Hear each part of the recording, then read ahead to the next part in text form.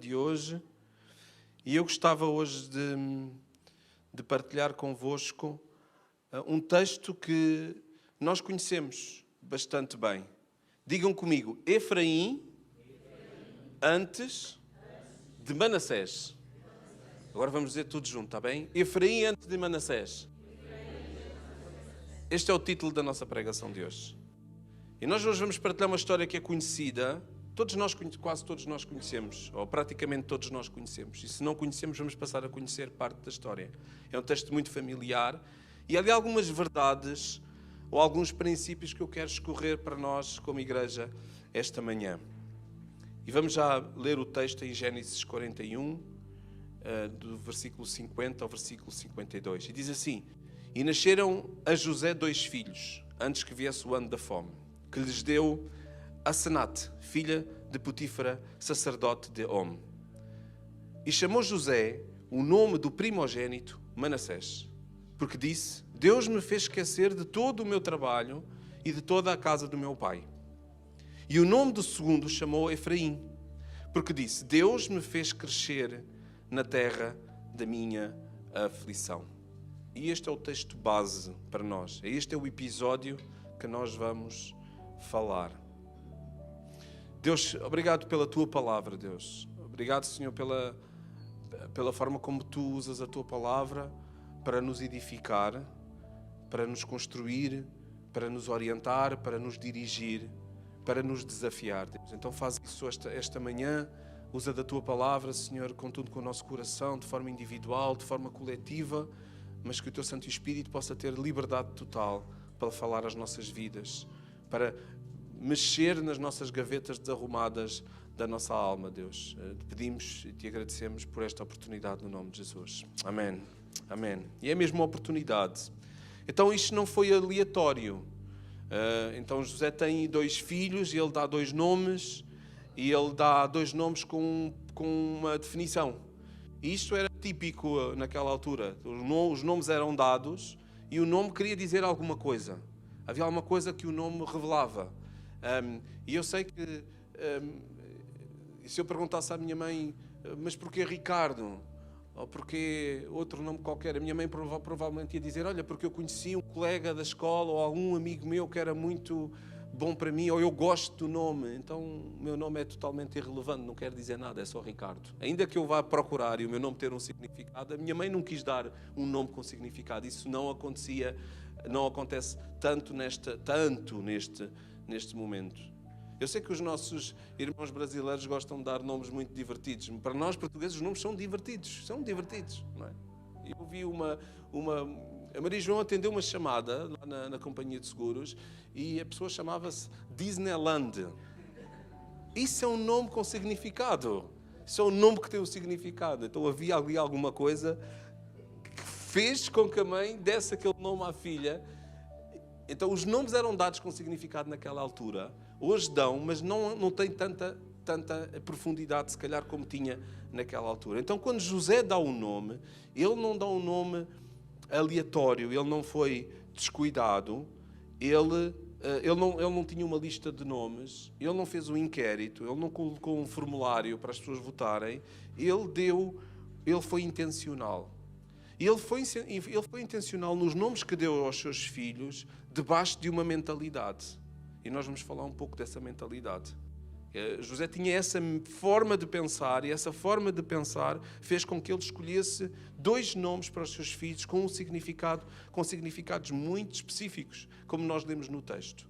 Então, ele deu o seu nome ao primogênito Manassés, e ele diz, porque disse, Deus me fez esquecer todo o meu trabalho e toda a casa do meu pai. Então este meu filho, este nome, vai-me lembrar sempre que Deus me fez alguma coisa. Então eu vou olhar para o meu filho e aquele nome vai-me lembrar isso. Mas eu tenho um segundo filho, é quase como uma segunda oportunidade. E diz, e o nome do segundo chamou Efraim, que quer dizer que Deus me fez crescer na terra da minha aflição. E parece que está tudo bem. José tem uma consciência de que a vida não correu bem, que houve coisas ruins que aconteceram, Mas ele também tem uma consciência de que Deus esteve com ele sempre no meio da aflição. E ele quase como cria 2 memoriais que com os nomes dos seus filhos para se lembrar disso. E isto é uma mentalidade. É uma forma de pensar. Eu vou fazer desta maneira para que eu possa ser lembrado. É quase como se eu edificasse um santuário a 2 coisas que aconteceram. Sabe, muitas das vezes as minhas expectativas, as expectativas que nós temos sobre a vida, elas às vezes determinam aquilo que eu recebo na vida. Por exemplo, eu sinto que tenho que dizer isto, que é, por exemplo, no mundo das aves, existem 2 aves muito diferentes. Existe o milhafre, e o milhafre é uma ave de rapina, e o milhafre alimenta-se, na maior parte das vezes, ele também come coisas vivas e insetos e essas coisas assim, mas a maior parte do alimento que o milhafre persegue todos os dias são animais mortos ou doentes. Durante a maior parte do dia, o alimento, o foco, a expectativa do milhafre é encontrar o quê? Um animal a morrer, um animal doente ou um animal já morto. E sabe o que é o que acontece quando a gente procura esse tipo de coisas? A gente encontra. O colibri ou o beija-flor, por outro lado, tem outro tipo de dieta. Então, a dieta do colibri ou do beija-flor é o quê? São os néctares. São as coisas doces. Ele também come outros insetos também. Mas a maior parte da dieta, a maior parte do seu dia, é uma busca incessante por flores, por néctares. E sabe o que é que acontece? Ele encontra. E muitas vezes, quando nós colocamos a nossa expectativa em viver a vida com um determinado prisma, nós vamos encontrar. Eu não sei o que é que tu andas à procura, nem que tipo de alimento é que tu andas à procura, porque provavelmente vais encontrar. Então, o que nós precisamos de procurar, de criar uma mentalidade certa, de nós procurarmos as coisas certas, de darmos os nomes às coisas certas que nós procuramos na nossa vida. Isto parece um parênteses, mas eu sinto que tenho que dizer isto. Sinto que tenho de dizer isto de Deus, que muitas das vezes nós queremos beber do néctar, mas o nosso foco é andar à procura de coisas mortas. Nós às vezes queremos viver uma vida intensa, profunda com Deus, mas aquilo que nós temos uma vida de milhafre e ter o benefício de um beija-flor. Porque nós não procuramos as coisas doces de Deus. Nós não procuramos santidade, nós não procuramos nos resguardarmos, nós não procuramos nos protegermos. Não, muitas vezes nós procuramos. A nossa vista e o nosso olhar é um olhar de milhafre e não um olhar de beija-flor. E nós muitas vezes criamos esta mentalidade, sai natural, como saiu a José. Uma mentalidade natural de batizar o nome, de dar o nome aos seus filhos, com base numa cultura onde queriam dizer alguma coisa. Estão comigo? Não estão comigo? Estão a perceber pelo menos aquilo que eu estou a querer dizer? Então a questão é o que é que nós andamos à procura. Que tipo de olho é que nós temos no alimento que nós trazemos à nossa vida? No Antigo Testamento, quando se dava um nome, também se tratava de dar identidade. Trazia-se identidade à pessoa. O nome refletia ou um sentimento, ou uma experiência, ou uma expectativa, ou uma direção de Deus. O nome era uma coisa forte, era uma coisa carregada, era uma coisa pesada. O nome era uma coisa pesada. Ricardo é um nome leve. Não quer dizer nada, não há expectativa nenhuma com o meu nome. Mas naquele caso não, existia expectativa. Vejam, por exemplo, o caso de Jacó. Ele nasceu agarrado, não é que a história diz que ele nasceu agarrado ao calcanhar do irmão. Ele recebe o nome de quê? Aquele que segura o calcanhar. Ou aquele que suplanta. Mais tarde, Jacó, depois de lutar com Deus, ele recebe um novo nome. Ele recebe uma nova identidade. Então o nome revela uma identidade. O nome revela alguma coisa. Ele recebe aquele que luta com Deus. Ou o príncipe de Deus. Outro caso, em Gênesis 35, 18, vejam o que é que diz. Isto acontece muitas das vezes connosco. Nós não damos nomes a pessoas, nós não damos nomes aos nossos filhos, mas nós damos nomes a coisas. Nós damos nomes a situações, a épocas, a temporadas da nossa vida. Nós damos nomes a pastores, nós damos nomes a igrejas, nós damos nomes às empresas, amigos, colegas, porque acontece exatamente isto. Dizem Gênesis 35, 18, e aconteceu que saindo-lhe a alma, porque morreu, chamou o seu nome Benoni. que quer dizer filho da minha dor. Mas o seu pai o chamou Benjamim. Raquel, no momento da sua morte, ela dá o nome ao filho. O nome que ela dá ao filho é o filho da minha dor. Ela quer batizar o filho. Só que o pai percebe, não, esta identidade não tem a ver com o filho, tem a ver contigo. Esta identidade, este nome, tem a ver contigo. Não tem a ver. Então o meu filho não se vai chamar isso, vai se chamar Benjamim, que quer dizer filho da mão direita, à destra. Um lugar de importância. E às vezes nós categorizamos lugares, pessoas, episódios com nomes. Há pessoas que saem de igreja porque chamam Benoni à igreja. É o lugar da minha dor. Então eu vou procurar outro lugar. Sabem o que é que vai acontecer? A pessoa vai ter a mesma mentalidade. No outro lugar vai-lhe acontecer a mesma coisa. Até dar um nome bom. Até porque este é o lugar da esperança, porque há uma coisa. Então nós queremos uma mentalidade de dar nomes às épocas que nós vivemos. E o meu primeiro princípio é que nós não podemos atribuir um nome permanente a coisas que estão de passagem. Há coisas que estão de passagem na nossa vida e nós atribuímos nomes permanentes. Há amizades que nós já esquecemos porque nós demos nomes permanentes de uma coisa que foi passageira. As pessoas estão aí. E nós arriscámos pessoas da nossa lista porque quisemos dar um nome. Não há lugar para perdão, não há lugar para reconciliação, não há lugar para lá. Porquê? Porque nós demos um nome. Porque aquela pessoa representa alguma coisa para mim. Então ela é o meu Manassés, é o meu Efraim. Tem um nome, aquela pessoa representa. E nós muitas das vezes resguardamos-nos nisso enquanto temos um objeto, uma pessoa, uma situação que nós precisamos olhar e dizer, não, aquilo representa aquilo está fora da minha vida. Só que às vezes são pessoas. Às vezes é família, às vezes é igreja. Há coisas que são passageiras, que fazem parte da nossa vida e nós damos nomes que se tornam permanentes. Há famílias que não se falam, porque houve pessoas que batizaram, deram um nome permanente àquela família. Aquela família representa alguma coisa.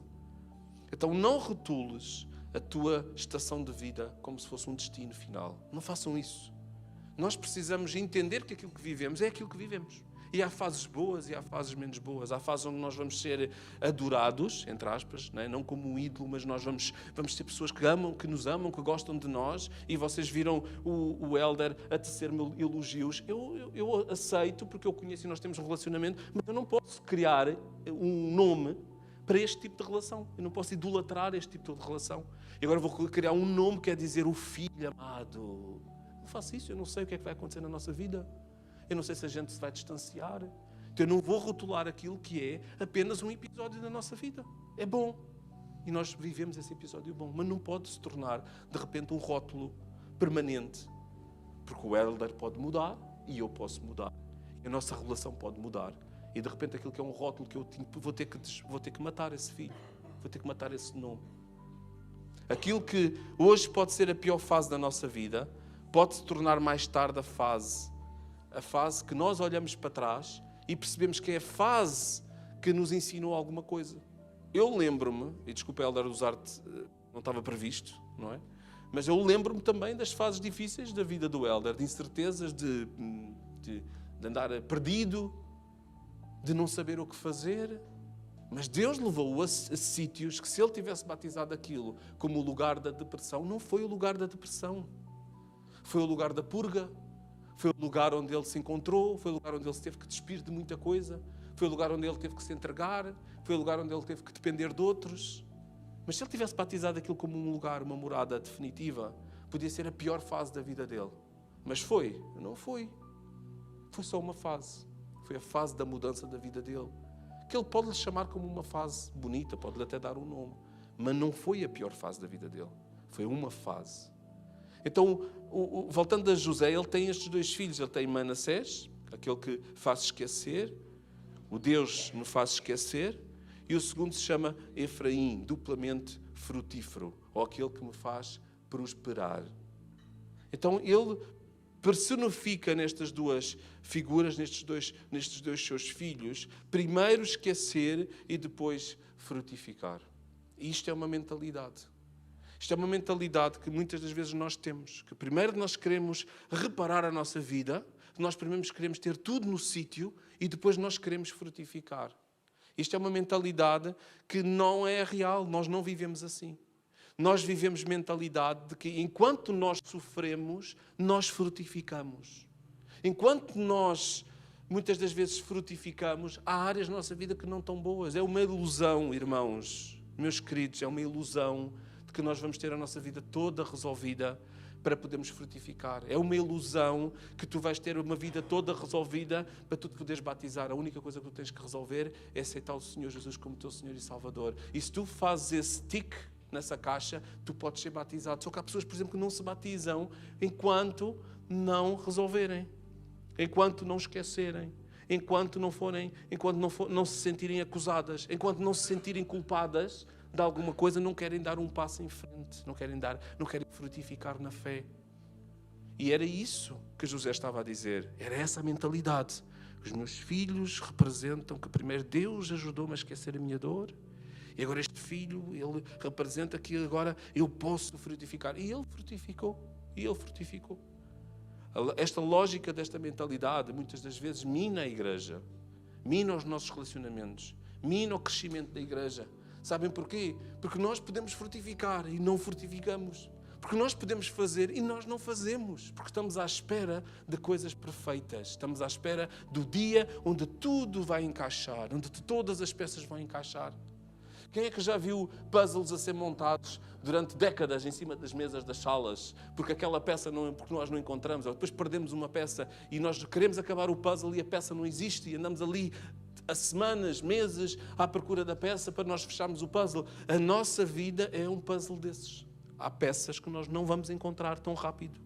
Há peças que vão demorar anos, décadas. Eu tenho-me a dizer que, eu quero dizer isto com muito temor, que há peças que Deus não quer que tu encontres já. Porque tu precisas de passar por coisas. Tu precisas passar pelo processo de ir à procura da peça. De levantar o sofá e encontrar outra coisa qualquer que tu tinhas perdido.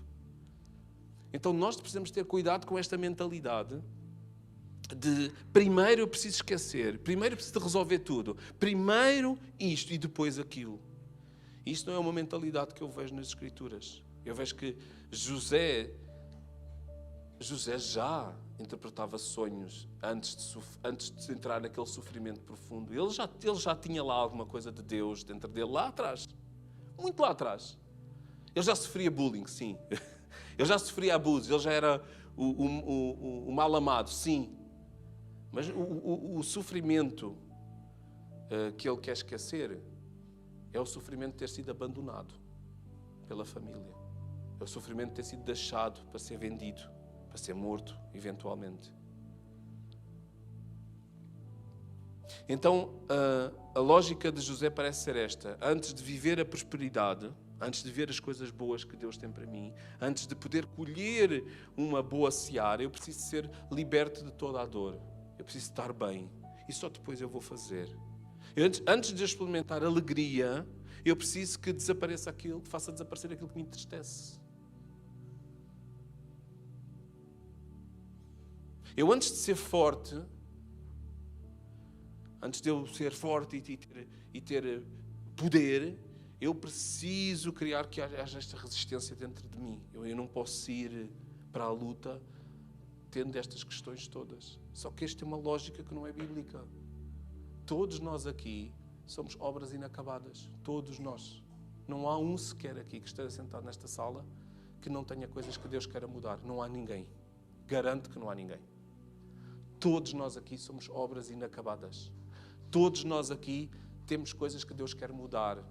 Temos coisas que Deus quer transformar. Há coisas aqui entre nós que Deus vai criar em nós. Há novos elders a nascerem aqui.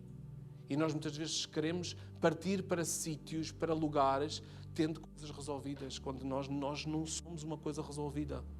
Nós somos uma coisa muito mal resolvida. Mesmo muito mal resolvida.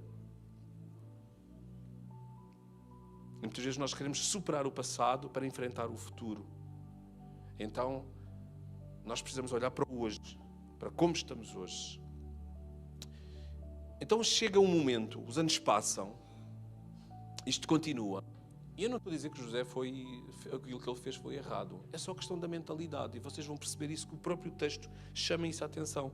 Se calhar para aqueles mais distraídos, que leem as Escrituras e gostam de ler a história, e leem a história do nascimento, e depois leem a história dos filhos e tudo mais, e às vezes não se atentam para alguns pormenores que a Bíblia traz, algumas questões, alguns princípios que a Bíblia coloca os pontos nos is, como o bom português diz. Então, isto chega o momento, a vida avança, e depois a partir do capítulo 48, descreve uma cena de um encontro de José, dos seus filhos, com o avô, com Israel. Um encontro cheio de significado, um encontro cheio de preceitos. E diz assim a partir do versículo 48, do capítulo 48, versículo 13. E eu vou precisar de... Nós vamos fazer aqui Vocês sabem que eu gosto de fazer teatrinhos, não é? Vocês sabem que eu gosto de fazer esses teatrinhos. Então eu vou precisar de um Israel, ok? Alguém que possa ser o Israel, mas tem que ser rápido, está bem? Um Israel, rápido, um homem. Se existir um homem, pode subir aqui um homem. Um Israel. Veio o nosso Lázaro veio fazer de Israel. Agora vou pedir um José. Vai um José, é tudo homens hoje. Hoje é um José e os dois filhos de José, está bem? Um Efraim e um Manassés. Tem que ser rápido, senão depois isto fica muito lento, está bem? Mas vocês vão perceber que isto que eu estou a fazer vai fazer sentido. Vamos escrever aqui. É preciso filhos? É mais um filho.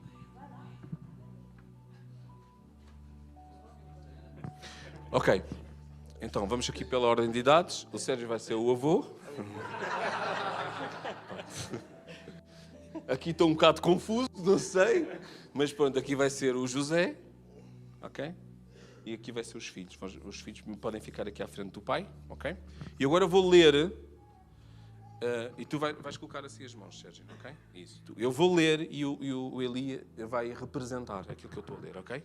Então, José tomou a ambos, a Efraim, que pode ser ele, na sua mão direita, à esquerda da mão de Israel. Agora colocas Efraim à esquerda da mão de Israel. Não, Israel está ali. À esquerda da mão de Israel. Esquerda. À esquerda da mão de Israel. À esquerda de Israel. E Manassés na sua mão esquerda, ou seja, Manassés na tua mão esquerda, pegas nele, na mão direita de Israel, e fê-los chegar a ele. Ok? Isto é Bíblia, Gênesis 48, 13. Foi isto que aconteceu. O pai chegou ao patriarca e colocou os filhos sobre esta ordem, como a Bíblia está escrita. Só o que acontece aqui? Mas Israel estendeu a sua mão direita e pôs sobre a mão de Efraim. E ainda que era o menor, e a sua mão esquerda sobre a mão de Manassés. Vais ter que fazer ginástica agora. Isso, ok? Dirigindo as suas mãos avisadamente, ainda que Manassés era o primogênito. Neste caso, o que aconteceu foi que ele cruzou as mãos. Sim, tinha estado do outro lado, ok? E ele cruza as mãos, exato. Okay? Então, eu vou só colocar assim com as mãos cruzadas, que é para vocês entenderem mesmo que houve uma alteração da ordem. O que era suposto não era isto estar aqui a acontecer, era suposto eles se ajoelharem-se e o patriarca orar e abençoar, neste caso, a família. Mas sabem o que é que aconteceu? É que José não gosta. E José diz em 48:18, um pouco mais à frente, diz assim, e José diz a seu pai, não é assim que se faz, não é assim, meu pai, porque este é o primogênito, põe a tua mão direita sobre a sua cabeça. Mas Israel responde, o Israel depois está lá e diz, eu sei, filho, eu sei. Assim os abençoou naquele dia, dizendo, em ti Israel abençoará, dizendo, Deus te ponha como a Efraim e como a Manassés, e pôs a Efraim diante de Manassés. O que é que isto quer dizer? Que o que é que Israel estava a querer dizer? Ele estava a querer dizer que nós temos que frutificar primeiro. Efraim é frutificar primeiro. A primogenitura aqui já não queria dizer nada. Era uma lição para José. Que a mentalidade de José era: eu preciso esquecer tudo o que eu sofri para depois eu poder frutificar. E Israel, na sua sabedoria, Deus o que nos está a dizer hoje é que nós precisamos, independentemente das regras do mundo, independentemente daquilo que o mundo nos diz, das primogenituras que nós podemos ter conceptuais na nossa cabeça, nós precisamos frutificar. Antes sequer de pensar em estar totalmente curados, antes de pensar em estar totalmente restabelecidos, nós precisamos primeiro de frutificar. Porque senão, Israel não precisava de fazer tanta ginástica. Está bem? Obrigado, podem descer. Uma salva de palmas para eles, obrigado pelo vosso. Então José estabeleceu uma ordem. A sua mentalidade, ela estabeleceu uma ordem. E Israel mudou essa ordem. José colocou Manassés primeiro, como era suposto ser, porque era o primogênito. Israel colocou Efraim primeiro. Há uma mensagem que não é tão subliminar assim. A lógica de Deus é que primeiro nós precisamos frutificar na aflição e depois é que nós temos uma libertação plena. Nós somos libertos plenamente das nossas aflições quando nós conseguimos frutificar nelas. Não por nós. Não por nós. Porque é Deus que está connosco. É Deus que faz isso acontecer. Nos momentos mais difíceis da nossa vida, nós suplantamos esses momentos com Deus ao nosso lado, acreditando que Ele está a par de tudo, que nada lhe escapa. E no momento em que nós conseguimos ter aquela vitóriazinha, aquele gostinho no meio da aflição, nós lembramos de Efraim e nós estamos a frutificar no meio da dor. Nós estamos a frutificar no meio da dor. Nós estamos a frutificar no meio da aflição. Nós estamos a frutificar no meio da morte. E não esperar que a aflição e a morte desapareça. A expectativa de Manassés, quando eu falava acerca de expectativas, a expectativa que José tinha em Manassés era: quando eu sair desta situação, então eu vou adorar. Quando eu sair, quando eu for próspero, então eu vou ser fiel nas minhas finanças. Quando a minha oração for respondida, então eu vou passar a ir à reunião de oração, porque agora eu já sei o que é. Expectativa. A expectativa de Efraim diz assim: no meio desta situação toda, caótica da minha vida, eu vou adorar. Eu vou adorar. Vou lembrar a minha alma sempre que Ele é a minha paz. Que independentemente que a minha vida esteja de pernas para o ar, eu sei que Ele é a minha paz. Eu sei que Ele é a minha salvação. Sei que tudo pode ruir, mas eu sei que vou estar com o Senhor no céu. Que Ele me resgatou da morte para a vida. Isso é a expectativa de Efraim. Isso é aquilo que é o nome que nós temos que dar à nossa vida. A vida de Efraim. No meio, mesmo com pouco, eu vou ser fiel. A viúva pobre, mesmo com nada, ela foi lá e foi fiel. Ela deu a única moeda que tinha, que não era grande coisa. Não era grande coisa. Não era mesmo nada. Praticamente nada. Só que era tudo o que ela tinha. O seu coração era fiel no momento da tribulação. Porque é fácil nós dizermos que confiamos em Deus. Mas quando é a altura de nós chegarmos à frente e nós abençoarmos os outros, nós não fazemos isso. Nós somos infiéis. E nós queremos ser fiéis. Nós queremos ser de Deus. Nós queremos andar com Deus. Mas na altura de sermos fiéis, quando no pouco, no nada, é fácil ser fiel no muito. É fácil tu seres fiel quando recebes o subsídio de desemprego, o subsídio de Natal, ou no verão, quando recebes o teu subsídio, quando recebes um ordenado extra. É fácil, porque tu tens um extra. Tu não tens contas, ou tu guardas esse dinheiro. Então é fácil nós, toca o nosso coração e nós vamos abençoar alguém, porque nós temos. Isso não é fidelidade. Isso não é fidelidade. Pode ser uma coisa boa. Pode ser categorizado de teres um bom coração. Pode ser categorizado de ser generoso. Isso pode ser. Mas não é fidelidade. Fidelidade é quando tu estás aflito, tu vês necessidade e tu mesmo assim vais. É quando tu não tens tudo resolvido, existem problemas, mas Deus sabe e tu sabes que podes fazer aquilo e sabem que tu não esperas que tudo fique perfeito e tu fazes. Isso é fidelidade. Isso é Efraim. Tudo o resto é Manassés. Tudo o resto é querer que tudo fique bem para que eu possa ficar bem. Então José aprendeu isso na prática. Em Gênesis 39, 13 ele diz: vendo, pois, o seu senhor vendo depois o seu senhor que o Senhor estava com ele. Então o faraó viu que o Senhor estava com José, diz em Gênesis 39:3. Estava com ele e tudo o que ele fazia, tudo o que José fazia, o Senhor prosperava em suas mãos. José, preso, não estava em casa. José estava preso, trabalhava para outros, estava desviado da sua família. E o faraó, o opressor, diz assim: eu consigo ver na vida deste homem que tudo o que ele faz tem a mão de Deus. Porque tudo o que ele faz, o Senhor o abençoa. No meio da dificuldade. No meio da dificuldade. José foi... Por isso é que José tinha esta mente, porque ele sabia que Deus estava sempre com ele. Ele era um escravo, mas próspero. O Senhor, porém, estava com José, diz em Gênesis 39:21, o Senhor estava com José e estendeu sobre ele a sua benignidade. Deus deu coisas boas a José quando ele estava preso e deu graça aos olhos do faraó.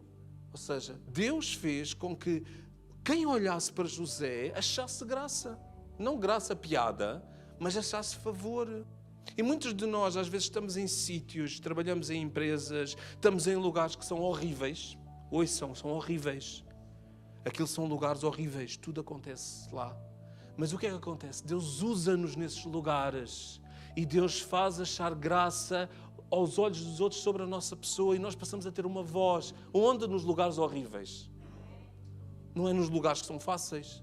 Não é nos lugares onde nós facilmente nos vamos integrar, vamos ter outras pessoas com quem nós vamos nos relacionar. É fácil trabalhar num lugar onde toda a gente é crente. É fácil nós encontrarmos alguém que é o que acontece quando nós encontramos alguém que é crente no nosso trabalho? Nós celebramos logo. Porquê? Arranjamos alguém para falar. Ou seja, não estou sozinho. Isto é o efeito Manassés em nós. Que nós não queremos estar nesse lugar. Nós não queremos estar em sofrimento. Nós queremos fazer e queremos prosperar, mas nós queremos estar safos. Queremos estar seguros. Só que Deus pede muitas vezes, Ele pede que nós estejamos em sítios desconfortáveis, a nadar fora de pé sem saber nadar. E Deus dá-te graça. E há milagres que acontecem. E às vezes, Ele dá-nos a oportunidade de nós vermos esses milagres. Às vezes, Deus dá-nos a oportunidade de nós reconhecermos o que está a fazer. Porque eu acredito que a maior parte das vezes nós não sabemos. Nós temos que ser discípulos, temos que ser cristãos, temos que ser embaixadores de Deus na vida e muitas das vezes só isso devia ser suficiente para nós impactarmos todos aqueles que estão à nossa volta. E nós não precisamos de saber. Mas há pessoas que estão a olhar para nós. Há pessoas eu não sei se passou com algum de vocês, mas a Maria João conta isto muitas das vezes, que há pessoas que vêm pedir conselhos em momentos difíceis, sobre casamento, sobre finanças, sobre saúde. Porquê? Porque vocês acharam graça dada pelo Senhor aos olhos dessas pessoas. E vocês se tornam num José, que serve um faraó qualquer, num ambiente difícil de prisão, complexo. Vamos para casa todos partidos, todos deprimidos às vezes, todos esgotados, mas às vezes estamos no sítio certo, estamos onde Deus quer que nós estejamos, para que Ele nos possa usar. E nós não podemos, irmãos, dizer de alta voz que Deus é maior do que todos os planos, que Deus é maior do que os meus planos. E nós queremos viver os nossos planos, os nossos planozinhos. Não, Deus tem planos, tem coisas muito maiores que acontecem à nossa volta que nós desconhecemos. Mas há uma coisa importante que eu quero vos deixar, é que o ambiente que tu estás, ele não deve determinar o fruto. Não é porque nós vivemos num ambiente difícil que nós de repente vamos deixar de ser infrutíferos. Não é porque nós estamos num estádio de futebol onde se gritam impropérios, onde se gritam todo o tipo de palavras torpe. Eu gosto desta expressão, palavras torpe. Onde se dizem a maior asneirada possível. Só que esse ambiente não pode te mover o teu coração. Tu de repente não podes se tornar nessa mesma pessoa. Então o que é que nós somos nesse lugar, nesse ambiente? Nós somos sal e luz. Nós somos a pessoa que não diz asneiras. Nós somos a pessoa que não chama nomes à mãe do árbitro. Nós somos essa pessoa que no meio de tanta confusão nós nos destacamos. e somos essa pessoa. Então o ambiente onde nós vivemos, o ambiente onde nós trabalhamos, o ambiente da nossa casa, não determina o fruto. O que determina o fruto, o nosso frutificar, é o nosso caráter, é a nossa fidelidade e é Deus em nós. E foi isso que determinou o fruto na vida de José. O que determinou o fruto de José não era estar a viver num palácio, não era ter um cargo de copeiro, não era estar colado ao faraó. Não foi isso que determinou. O que determinou foi o caráter. O que determinou foi quem ele mesmo era. O que determinou era que ele tinha o coração em muitas áreas da sua vida no sítio certo. Outras, se calhar, não tinha. Mas para aquilo que Deus tinha para ele, estava no sítio certo. Caráter. Caráter. Caráter. Fidelidade. E depois o que muda tudo é a presença de Deus na nossa vida. É uma presença de Deus que se revela, que nos usa, independentemente dos ambientes e das circunstâncias. A partir do momento que nós queremos controlar o ambiente à nossa volta para nós sermos mais frutíferos, nós saímos fora de um plano, que eu acredito que é um plano de Deus. Nós começamos a tomar conta de um plano que é de Deus. Que é, não, eu para ser frutífero eu preciso de ter certas condições. Então nós começamos a ter certas condições para exercer o quê? O plano que é de Deus. Não, José não fez isso. José manteve-se no plano, sofreu como escravo, ele acabava por ser um escravo.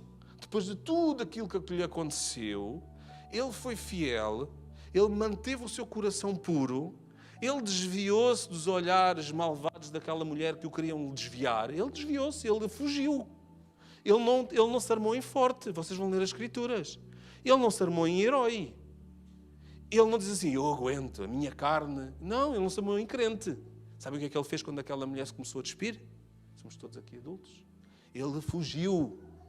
Porque ele não tinha assim tanta certeza que ia continuar, que queria aguentar a situação. Ele foge. Mas isso demonstra caráter, demonstra fidelidade, demonstra conhecer o coração. Há sítios onde nós podemos permanecer, há outros que nós temos que fugir. Mas o ambiente não pode determinar o fruto. Somos nós, com a presença de Deus em nós. Em Gênesis 40, ainda sobre a vida de José, ele diz, porque de facto eu fui roubado da terra dos hebreus. O José tem uma história triste. Ele foi vendido, ele foi abandonado, ele tornou-se órfão, ele foi desprezado. Ele diz, de facto eu fui roubado da terra dos hebreus e tampouco aqui nada tenho feito para que me pusessem nesta cova. Isto quando ele foi vendido e estava lá no poço. Eu não fiz nada. Porquê? Porquê que eu tenho que sofrer? Porquê que eu tenho que ser vendido pela minha família? Porquê que eu tenho que ser deixado aqui ao abandono? Vende então, isto 40:16, Gênesis 40:16, vende então o padeiro Mor, que tinha interpretado bem, disse a José, eu também sonhava, e eis que estes 3 cestos brancos estavam sobre a minha cabeça. Então, José, em momentos de dificuldade, de dor, ao lembrar-se de tudo aquilo que tinha passado, ele a lembrar-se de todo o sofrimento, ele olhar para as cicatrizes da sua vida, da sua alma, de tudo o que tinha sofrido, e vocês hoje olham para a vossa vida, olham para as vossas cicatrizes que vocês têm, vocês conseguem se lembrar. Só que as cicatrizes não determinam o fruto.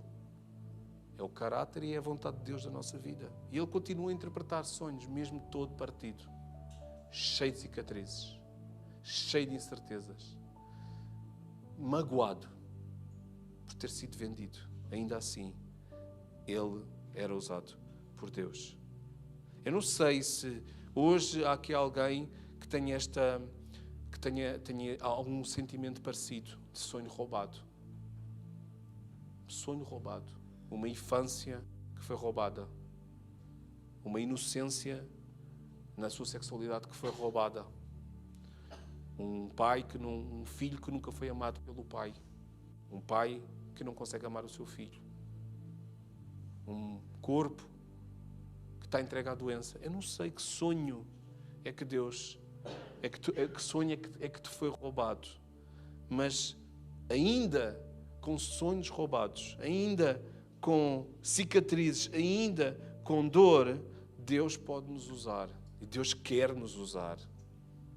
Às vezes, a nossa situação, vou tentar dizer desta maneira, às vezes aquilo que nós achamos que é o pior cenário para nós fazermos alguma coisa para Deus, é o cenário que Ele espera.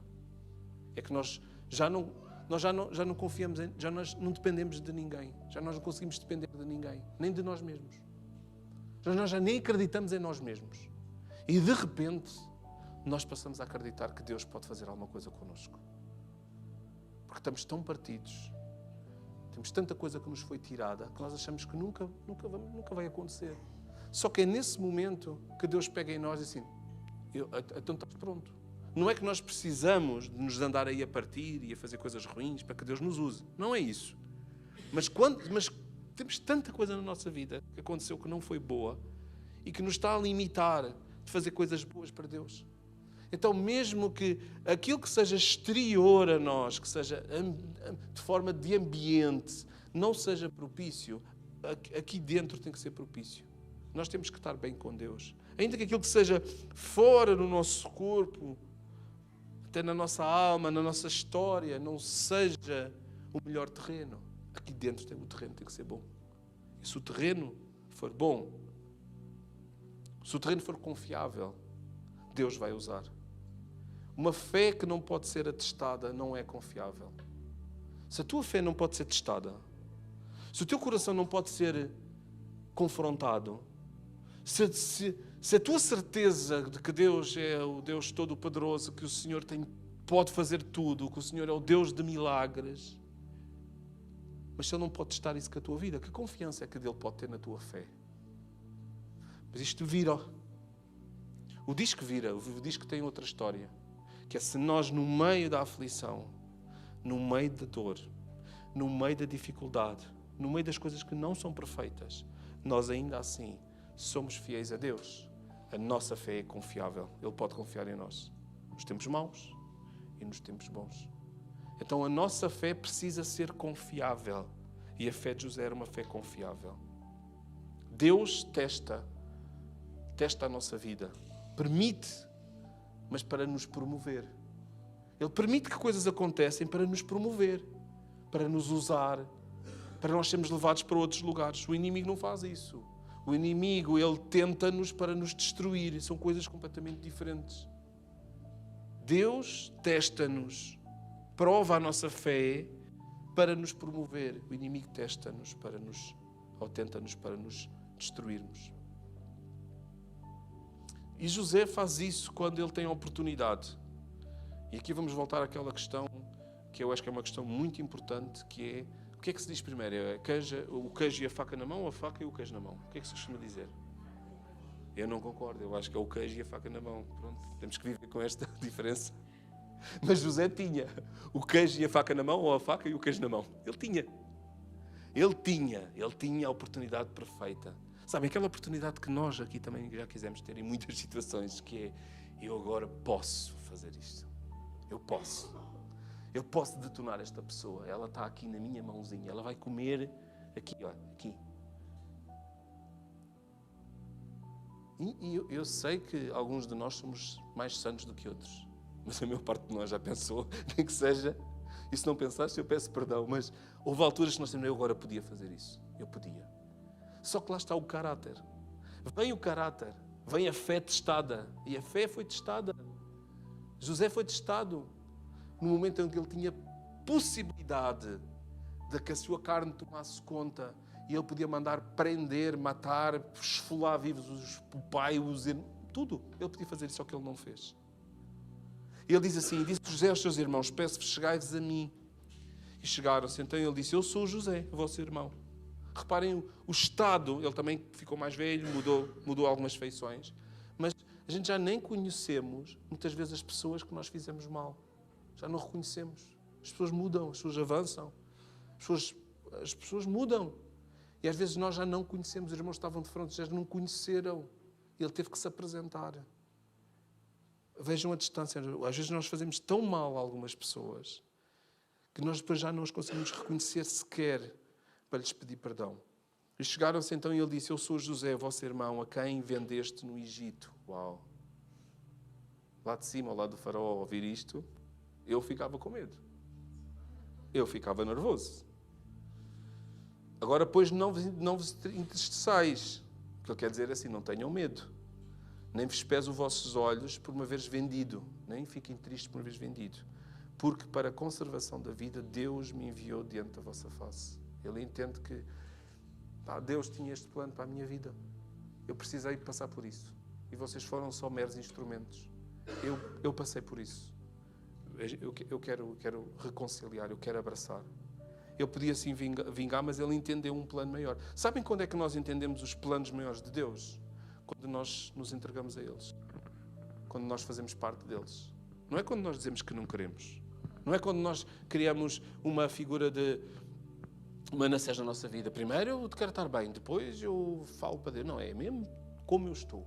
Como eu estou, Deus, eu quero ser usado. E de vez em quando, eu arrisco-me a dizer de vez em quando, e não quero dizer, não vos quero dar falsas esperanças, mas de vez em quando, Deus, nós conseguimos ver o plano maior. De vez em quando nós conseguimos ver a big picture. Nós conseguimos ver coisas a acontecerem. Porque Ele nos permite ver isso.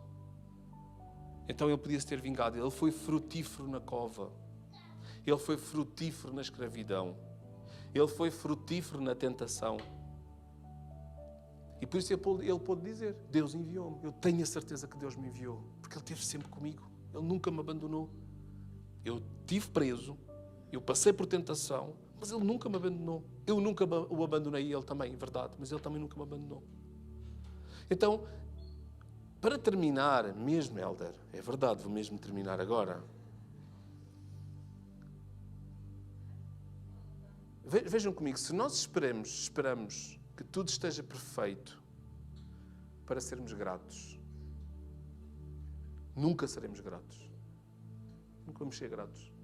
A nossa vida nunca vai estar perfeita. A perfeição que existe na nossa vida já está completa em Cristo Jesus. Amém? E isso podemos ser gratos. Não precisa fazer mais nada. Mas tudo o resto, nós vamos ser obras inacabadas. Então nós não podemos adiar isso. Nós não podemos adiar aquilo que é preciso ser feito. Nós temos que fazer. Mesmo com as nossas imperfeições. Mesmo com as nossas limitações. Em Gênesis 1:2 diz assim: e a terra era sem forma e vazia. Não havia nada. E havia trevas sobre a face do abismo. E o Espírito de Deus se movia sobre as águas. E vocês estão a pensar: o pastor Gênesis vai começar a pregar do início agora outra vez. E Deus viu, e disse Deus: haja luz, e houve luz. Versículo 3 do livro de Gênesis. E viu Deus que era boa a luz.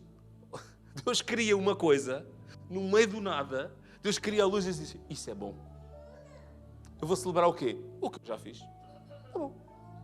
Primeira coisa que eu fiz: isto é bom. Estou no bom caminho. Isto devia ser uma pista para nós vivermos a nossa vida, que é nós temos que celebrar as coisas boas no meio da aflição. A nossa vida fica completamente vidrada e nós só conseguimos ver defeitos. Não conseguimos dar um elogio. Nós não conseguimos acordar de manhã e sermos gratos por estarmos acordados. Nós não conseguimos... nós temos empregos que são super exigentes. Nós não conseguimos ser gratos por ter um emprego, E enquanto muitos dos nossos irmãos andam a lutar, não têm o que comer porque não conseguem um emprego. Gênesis 1:3. Deus fez luz. Haja luz. Há luz, há alguma coisa. Vamos ser gratos. Agora, não vamos ter este espírito de Manassés que quando tudo estiver bom eu vou ser grato. Quando tudo estiver bom eu vou dar. Não, dá já. Começa a dar já.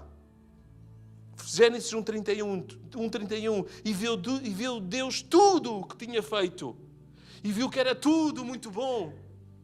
E nós vai chegar uma nossa vida que nós temos que pegar nos tudos muito bons que nós vimos na nossa vida. E nós temos que dizer: eu tive uma vida boa. Podia ter sido melhor em algumas áreas? Podia. Mas o problema, a tragédia, é quando nós esquecemos de ver os bons que nós temos na nossa vida. Todos os dias. E chegamos ao fim da nossa vida, nós não temos bons para colecionar. Nós não fizemos uma coleção dos bons. Nós não fizemos uma coleção da graça. Nós não fizemos uma coleção das coisas que Deus, das oportunidades que Deus nos deu. Então nós podemos correr o risco de chegar ao fim da nossa vida e dizer: será que foi bom? Porque nós nos perdemos. Nós precisamos de celebrar aquilo que é bom na nossa vida. E às vezes nós saímos de sítios, de relacionamentos, de lugares, apenas porque queremos só ter tudo perfeito. Isso não vai existir em lado nenhum. E nós esquecemos de celebrar aquilo que é bom hoje, com quem eu tenho hoje ao meu lado. O muito bom vem depois de vários bons. De Deus. De Deus. A conclusão depende da gratidão, do reconhecer, dos pequenos avanços que nós vamos ter na nossa vida. Se nós não aprendermos a ser frutíferos passo a passo, nós nunca vamos ser frutíferos. Um Big Bang, uma coisa muito grande, nunca vamos ser. Nós temos que ser gratos com os pequenos frutos. Nós temos que olhar para trás e reconhecer as coisas boas. O Helder disse aqui uma coisa que me marcou e eu orei até sobre isso, que é ele ficou surpreendido de ver as crianças caminharem ao lado dele e na minha mente eu pensei logo Jesus a pregar e a ver a multidão atrás dele. Para mim foi tipo direto, foi tipo uma conexão direta. Pequenos momentos, pequenas visões, pequenos dons que Deus nos dá a possibilidade de nós fazermos e nós temos que ser gratos. Como é que nós nos podemos queixar muitas das vezes que temos uma vida de miséria, que a nossa vida não vale nada, quando Deus planta tanta coisa ao longo da nossa vida e nos dá a oportunidade de nós sermos frutíferos antes de sermos completos. Gratos pelos pequenos frutos. Então, Israel pôs Efraim antes de Manassés. Então o meu desafio para a igreja, para cada um de nós, é sejam frutíferos agora. Agora. Sirvam agora. Sirvam enquanto possam, enquanto podem. Sirvam enquanto podem. Deem-se uns aos outros enquanto podem. Adorem enquanto podem. Liguem-se uns com os outros enquanto podem. Agora. Abençoem agora. E vai chegar o dia que vocês vão dizer, é muito bom. É muito bom. E a tragédia é nós chegarmos ao fim da vida e não termos isso para dizer. Mas talvez hoje precisamos dar um passo mais fundamental. Então, nós podemos ter dois tipos de pessoa aqui esta manhã. Alguém que já caminha com Deus há bastante tempo. Alguém que já se encontrou com Jesus e já o reconheceu como seu Senhor e Salvador. E precisa se encontrar com Ele hoje e fazer uma retrospectiva da sua vida. Estou a dizer isto de maneira que ninguém possa sair desta definição, está bem? Isto vai caber a todos, está bem? E que se possa fazer uma retrospectiva da sua vida, da sua última semana, e pensar os nãos que disse, o que não agradeceu, o que não reconheceu, o que não frutificou, e que se possa encontrar novamente com Deus e pedir perdão a Deus. E pedir a Deus, Deus ajuda-me a reconhecer isso na minha vida, na minha mesa, hoje ao almoço. Ajuda-me a dizer obrigado pela família que eu tenho e por estar sentado à mesa a tomar uma refeição. Não fazer isso como de forma religiosa, que se a gente não orar a comida já não vai saber bem, ou aquele Senhor já não vai abençoar. Não, fazer com um sentimento, com um significado. Mas pode haver pessoas aqui que se precisam mesmo de encontrar com Deus. Que precisam mesmo de ter Jesus como aquele que vai criar a ligação com Deus. Isso só acontece com uma confissão. Só acontece com uma declaração no teu coração. No teu mente, no teu todo. Onde tu reconheces que Jesus é o Filho de Deus. Que Deus foi tão bom para connosco que enviou o seu Filho para morrer por nós, tomando nos seus ombros todo o pecado do mundo, para que Ele pudesse ter a autoridade de estar diante de Deus a representar-me como um advogado e para que eu pudesse me reconciliar com Deus. Então eu vou orar e se tu és essa pessoa, uma de qualquer dessas pessoas, eu peço que tu ores comigo também no teu lugar e que tu possas fazer este exercício de te reencontrares com Deus nesta área específica que nós falamos hoje. Amém? Vamos fazer juntos isso? Podemos curvar as nossas cabeças. Vamos ficar de pé, estamos sentados há algum tempo. Vamos acordar o nosso corpo e concentrarmos. Talvez o grupo de louvor pode já começar a subir também. e fazemos isso todos juntos já nos nossos lugares, está bem?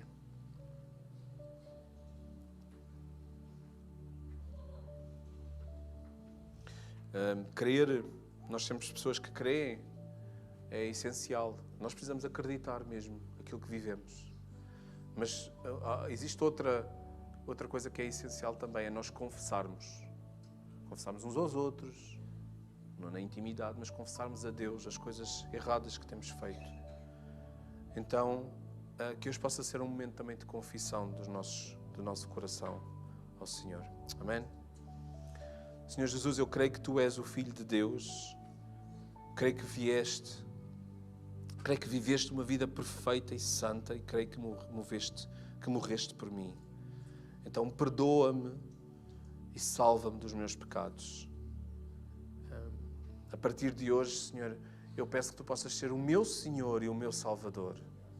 Quer seja pela primeira vez, quer seja a primeira vez que eu esteja a orar isto, mas quer seja a enésima vez, que eu quero que Tu sejas o meu Senhor e que Tu me salves também desta vida de falta de fruto, de falta de gratidão, de falta de celebrar ao fim do primeiro dia aquilo que Tu já fizeste hoje. E ser grato, e ser uma ferramenta, e ter caráter, e ser fiel, para que Tu possas me usar. Então ensina-me a ser frutífero nesta terra árida, solo difícil, mas ensina-me a ser frutífero. Ensina-me a reconhecer o fruto que nós já estamos a dar e que não conseguimos reconhecer. Ensina-me, mostra-me, Deus, mostra-me os planos que Tu estás a montar à minha volta. Mostra-me, Deus, ajuda-me a entender, Senhor, o quão útil eu posso ser para a Tua obra, para alcançar outros, para falar, para Te apresentar, para ser um bom embaixador. Então, se hoje esse for o dia, Senhor, recebe a confissão do meu coração. Recebe a confissão do meu coração. Recebe o egoísmo em querer que tudo esteja perfeito para que eu possa ter alguma coisa, Deus. E ajuda-me, Senhor, a ser frutífero mesmo no meio da prisão, do poço, da dificuldade. Te agradeço pela Tua palavra, pela Tua revelação divina às nossas vidas e que Tu nos possas ajudar. No nome do Senhor Jesus eu oro. Amém. Uma salva de palmas ao nosso Deus, que Ele é muito bom.